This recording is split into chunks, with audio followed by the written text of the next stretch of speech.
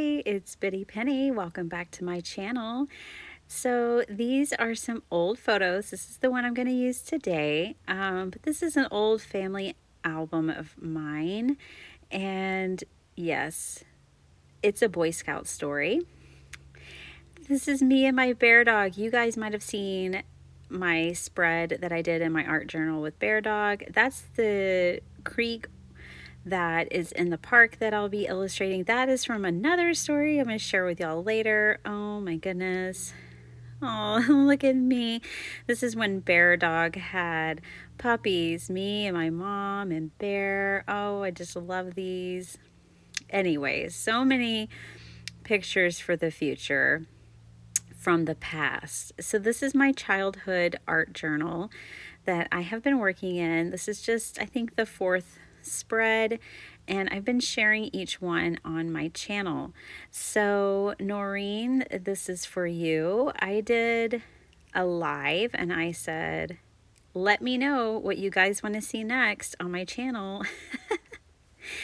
And Noreen let me know that she wanted to see entries from my childhood journal, and so that's what I did. So thanks for inspiring me, Noreen, to pick this project back up. It has been a while.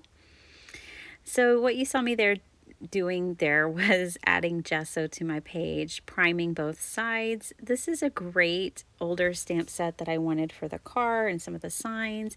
This is brand new to me, from Queen and Company. You guys, I love Queen and Company, like a little too much. I kind of have to stay away, and then I splurge every time.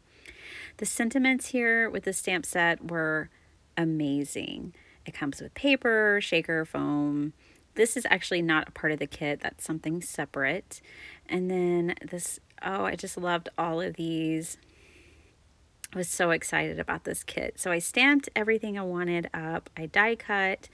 Then I pulled out this Polaroid zip my sweet hubby got for me years ago. And I printed off the picture. So I took a picture of the one from my family photo album and then printed it onto this little zinc printer.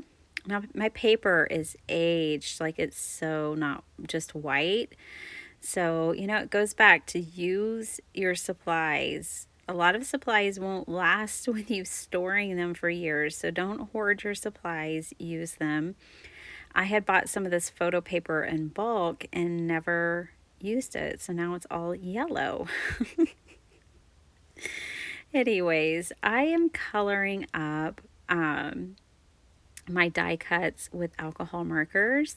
You guys are going to see me do a whole lot of watercoloring today. I mean, if you keep watching the video. And of course, we're going to have a story time in here.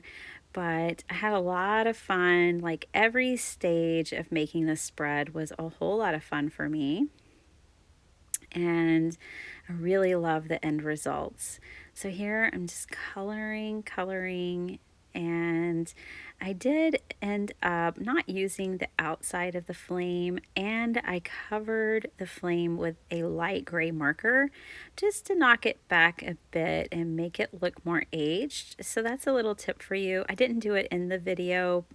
I did it off camera later when I was putting this together, but I just wanted to let you know. So yeah, I'm just coloring these things up, and I guess we'll get into story time. So this photo was taken at Tishomingo State Park, I believe, in Sulphur Springs, Oklahoma. One of my favorite aunties and uncles lived there, and some cousins. But we were there not on family business, but on Boy Scout business. So my dad had, that year, I think it was like the only year that he was a Boy Scout leader, and he took the troop to go on this camp out. My dad was definitely like an outdoorsman kind of guy.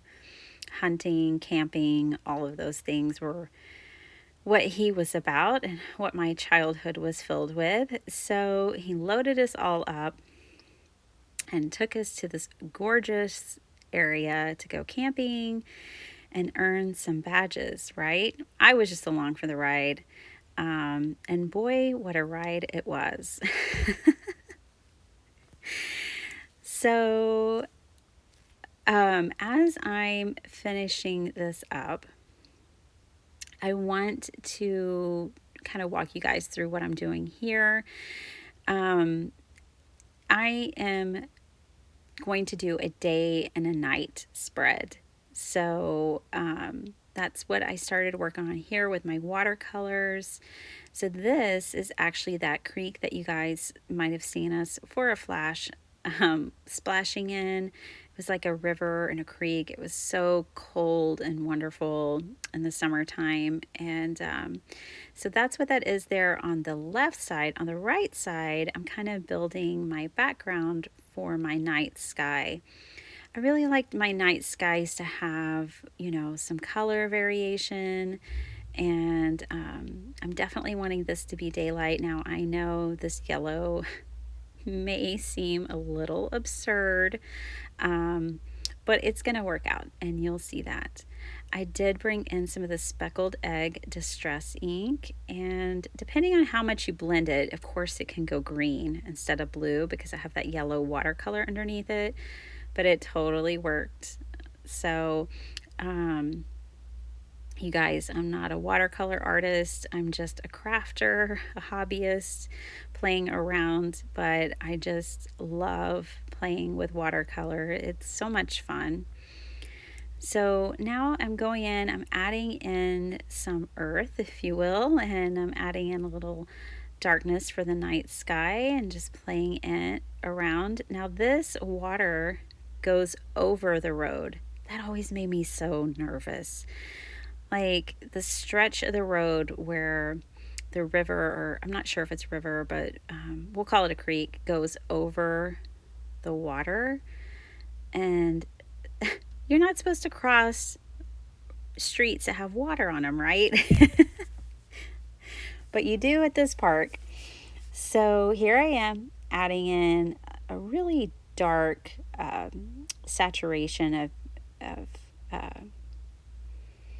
a gray color. So I think it's painter's gray. I'm not sure. But I'm just adding this in over the color. But I just love the way the purple and the blue and the yellows still come through. And now that this side is dry, I go back. So it's nice doing a double page spread because I can go back and forth. And so I've gone back over here now and I'm adding in some trees. So during the day, we were there, you get the camp all set up. I remember we put all of our drinks like in this river. My dad tied them with a rope into the river to keep them cold and to save space in the ice box and or a cooler. And I was just like, okay, our drinks are in the river. All right. But they stayed and he knew what he was doing. Anyways, so, I was mostly with my parents, and I guess the boys were off having their own adventure. And my brother Dyron is the type who builds a tribe. He doesn't just have friends, but they're like friends for life, and it's like a tribe thing, and it's his people. So I was talking to him about this story when he was here visiting, and I was telling him I'm gonna art journal about this, and he's like, so I wanted to know what happened on that day. And he said someone had really insulted some of our friends. And so we got into a bit of a fight. And then what we didn't realize was that the boys that we were fighting that were our age had older brothers. So they got in a fight. That's not the Boy Scout way. There's no badge for that. In fact, you might get badges taken away for that, right? But no one knew but the boys, right? So we go on all about our business and, campfires on, everyone's singing Kumbaya, we're roasting marshmallows. The day has continued on into night. And I remember that everyone had been sent to their tents for the night, and I guess my dad was still out or we were about to get to that stage. So here we all are. And I remember very well. So these cars start circling our campsite, and there's a couple of cars, not excessive, but there's a few cars, and they're yelling and they're upset and they keep circling around. And essentially, my father gathered us all up. We had to break down our tents in the middle of the night, put everything in the car, get the kids secure, and off we went back home. It was the shortest 1 day camping excursion. But I know my dad was just not messing around. I mean, I'm sure from a parent's perspective, you've got like 6 other kids that are part of this troop that don't belong to you. You can't be having fights in the forest, you know?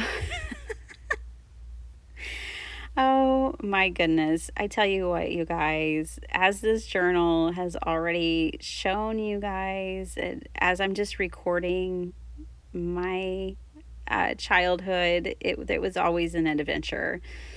But yeah, so everyone was fine, everyone was safe. There were no problems after that. But yeah, my dad quickly rounded all the troops up and we got out of town in the middle of the night. I can only imagine what their parents thought, as they came home a day early, and I'm sure with some stories. Oh man, but that's the 80s for you. No cell phones. So yeah, and I can even remember, I think my dad, I want to say, well, for one, we didn't get the Cokes out of the river, which really upset me. Like, I was really wanting those Coca-Colas, and they got left at the Dr. Peppers, got left in the river and on the string. And so I was really disappointed by that.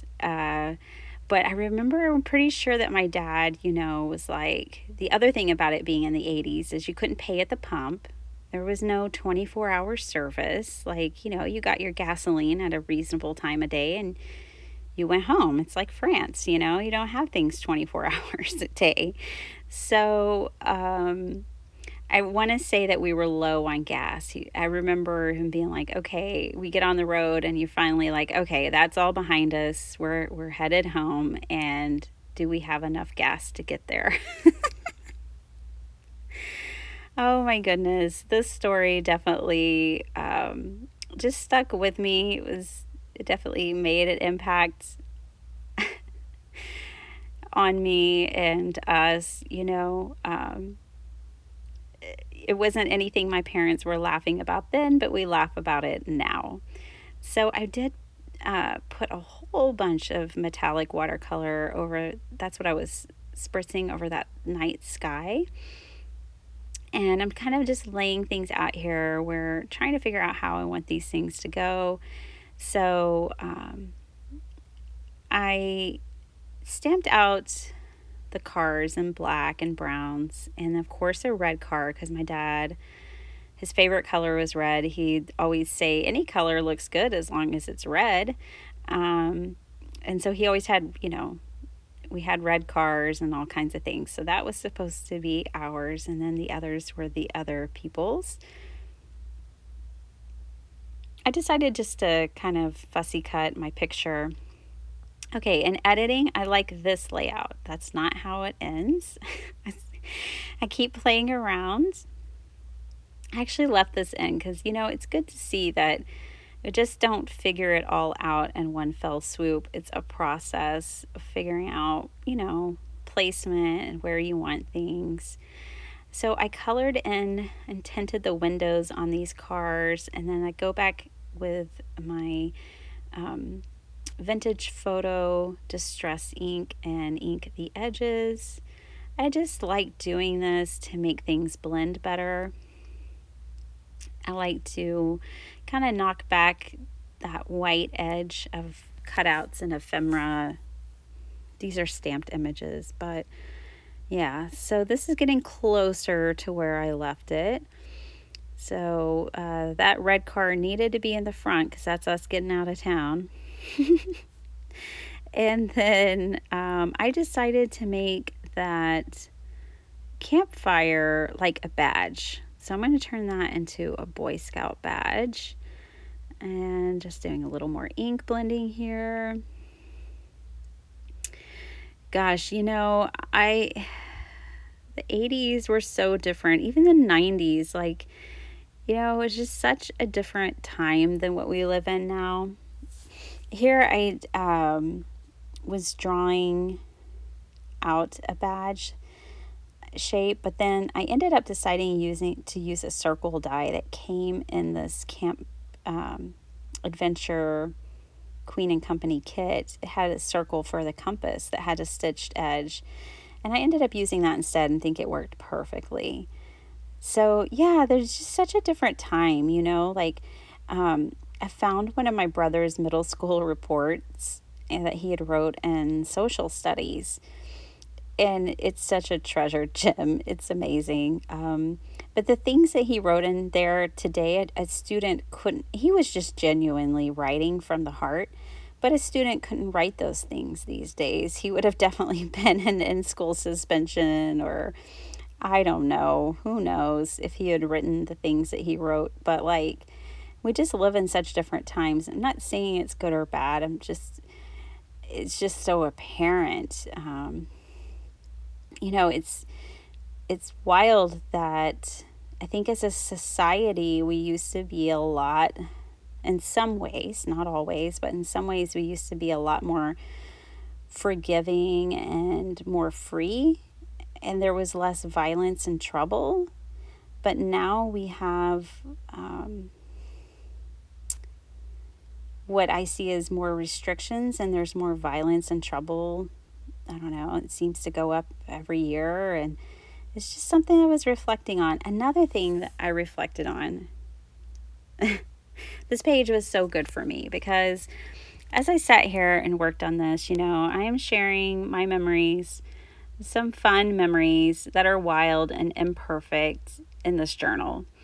And they're just what stand out to me, the things we laugh about at Christmas, and the things that we reflect on and go, wow, that was pretty bananas or whatever.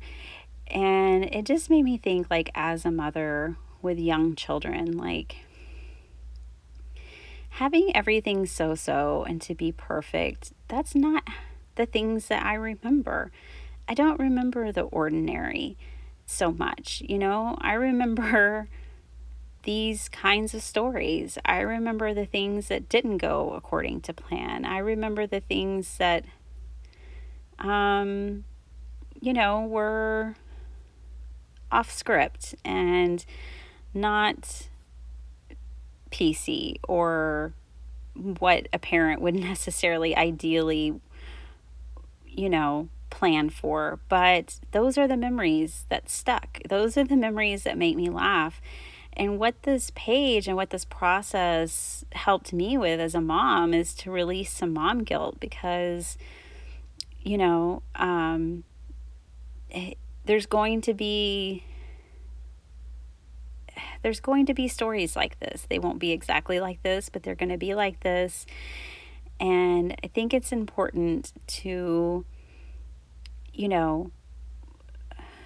just press on and try to find the joy and laugh when you can, and not to bombard ourselves with guilt if things aren't going according to plan, or if we feel like, oh, we could do something so much better. And I don't know, I just think mom guilt's a real thing. And when I look back on my childhood, I know that it was imperfect, and I know that,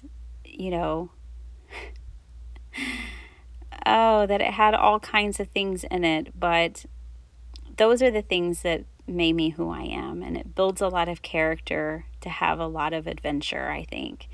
So I'm so grateful. I'm so grateful for my family, and I'm so grateful for the adventures I've had, and I look forward to our family having imperfect adventures too. So you guys, I just encourage you, there's something so enriching going back and pulling out, some of these childhood memories and documenting them in this artistic way rather than trying to put it into words as I'm trying to do now, but just, capturing the memories. There's something really, really special about this process, and I'm so glad I started it. It's an idea I've had for years, and I just finally decided I would do it, and I'm glad I did. I want to encourage y'all to do it. I think I always get like this at the end of these videos because each time I sit down to create a spread, when I'm done, I just have this real sense of gratitude that I took the time to make this happen. And I hope it does at least entertain you.